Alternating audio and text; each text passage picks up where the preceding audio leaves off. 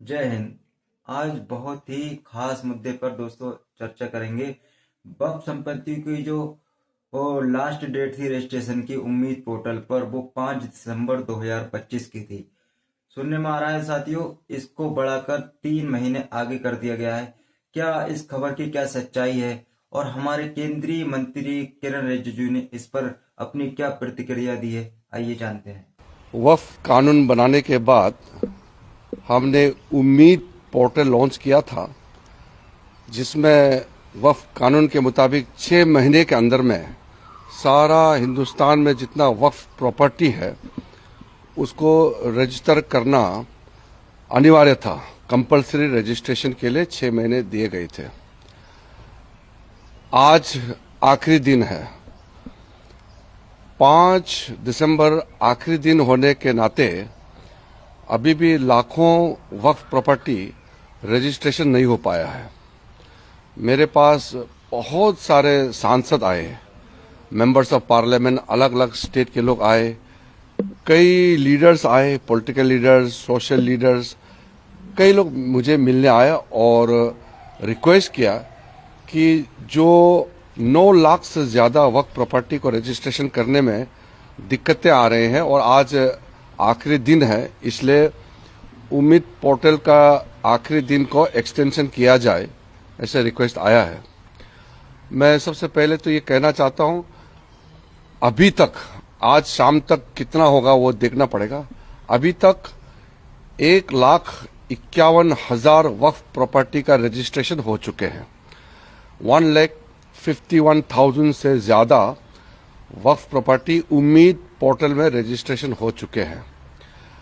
और कुछ स्टेट है जो अच्छा परफॉर्मेंस किया है, जैसे कर्नाटका है। कर्नाटका में 50,800 वक्फ प्रॉपर्टी उम्मीद पोर्टल में रजिस्ट्रेशन किया है।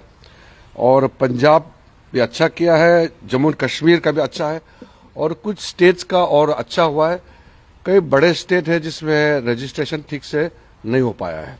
मुझे बताया गया कि कुछ जगह में उम्मीद पोर्टल स्लो चल रहा था या कुछ लोगों के पास डॉक्यूमेंट्स का कमी होगी, लेकिन क्योंकि सब लोग ने रिक्वेस्ट किया है तो मैं एक आश्वासन देना चाहता हूं कि जितने भी मुतावलीस के माध्यम से उम्मीद पोर्टल में अपलोड करने के लिए जो कोशिश किया, पोर्टल में रजिस्ट्रेशन नहीं हो पाया, उनको मैं आश्वासन देना चाहता हूं कि हम आगे आपके लिए रास्ता खोलेंगे और 3 महीने तक हम कोई कठोर कदम नहीं उठाएंगे, कोई पेनल्टी नहीं लगाएंगे, हम कोई जुर्माना नहीं लगाएंगे। 3 महीने के समय में जितने भी वक्फ प्रॉपर्टी से मुतावलीस के जो अधीन है वो रजिस्ट्रेशन करा लीजिए। और जो लोग रजिस्ट्रेशन नहीं कर पाया, अभी तक किसी कारण से पोर्टल में नहीं आ पाया, वो ट्राइब्यूनल के पास जाना चाहिए।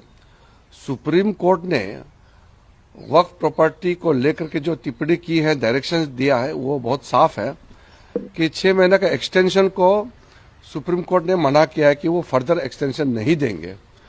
और ट्राइब्यूनल के पास में अधिकार है कि अगर आपके पास में रजिस्ट्रेशन नहीं हो पाने का कोई कारण है तो ट्राइब्यूनल आपका तारीख को 6 महीने और बढ़ा सकते हैं। जो डेडलाइन है 6 महीने बढ़ा सकते हैं। तो मैं 2 चीज कहना चाहता हूं, जो हमारा उम्मीद पोर्टल में कोशिश किया है अपलोड करने का, किसी कारण से नहीं हो पाया, हम उनके लिए 3 महीने तक कोई जुर्माना, कोई पेनल्टी, कोई कठोर कदम नहीं उठाएंगे, क्योंकि हम चाहते हैं कि सबको हम मदद करें, सबको हम फैसिलिटेट करना चाहिए। हमने पहले से भी कहा है कि नरेंद्र मोदी जी का सरकार किसी को भी अगर तकलीफ होता है तो मदद देने के लिए हम तैयार है, लेकिन कुछ चीजें हैं जो कानून से बंधे हुए हैं। वक्फ संशोधन कानून पार्लियामेंट ने पारित किया है तो ये हम सबको मानना है, इसलिए कानून में हम बदलाव नहीं कर सकते हैं। लेकिन जो अल्पसंख्यक मिनिस्ट्री है, मिनिस्ट्री ऑफ माइनॉरिटी अफेयर्स, जिसका जिम्मेदारी मेरे पास है, मैं आश्वासन देना चाहता हूं कि 3 महीने तक अगर आप आज तक भी और इस बीच में भी वक्फ पोर्टल में आप रजिस्ट्रेशन करके किसी कारण से डिले हो रहा है तो हम उसके लिए छूट देंगे, उसके लिए हम मदद करेंगे और हम पेनल्टी नहीं लगाएंगे। लेकिन वक्फ प्रॉपर्टी को रजिस्ट्रेशन का जो एक्सटेंशन करने का पावर है वो वक्फ ट्राइब्यूनल के पास है। हर स्टेट में ट्राइब्यूनल बने हुए हैं और ट्राइब्यूनल में जरूर जाइए। हम भी अपने तरफ से कोई मदद दे सके तो हम देंगे और ट्राइब्यूनल जरूर आपका एक्सटेंशन करेंगे। केस बाय केस अगर किसी को कोई दिक्कत आता है तो मैं वक्फ बोर्ड को भी मैं रिक्वेस्ट करता हूं कि वो भी मदद करें ताकि कोई भी मुतावाली अपना वक्फ प्रॉपर्टी को रजिस्ट्रेशन करने में उम्मीद पोर्टल पर कोई फर्दर भविष्य में तकलीफ ना हो, ये हम सुनिश्चित करना चाहते हैं। और मैं फिर से स्टेट गवर्नमेंट्स को भी मैं अपील करता हूं कि आप लोग भी सहायता करना चाहिए, क्योंकि शुरू में कुछ स्टेट गवर्नमेंट ने मदद नहीं किया, वक्फ प्रॉपर्टी को रजिस्ट्रेशन टाइमली करने के लिए प्रोत्साहित नहीं किया, अवेयरनेस नहीं कराया।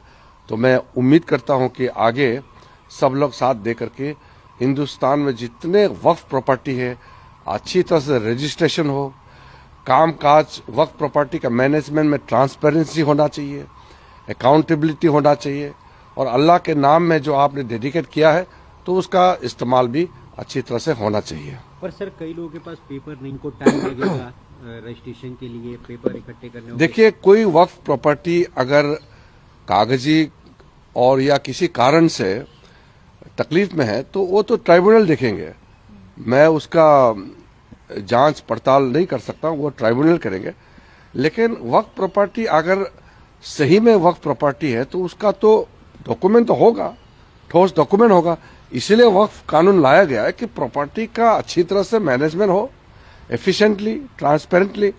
इसी का मूल उद्देश्य ये है कि वक्फ प्रॉपर्टी को बेइस्तेमाल नहीं हो, अल्लाह के नाम में उसका अच्छा काम के लिए, वेलफेयर काम के लिए, गरीब मुसलमानों के लिए, महिलाओं के लिए, बच्चों के लिए, यतीम के लिए और मुसलमानों में जो पिछड़े हैं उनका काम आना चाहिए। यही हमारा मकसद है।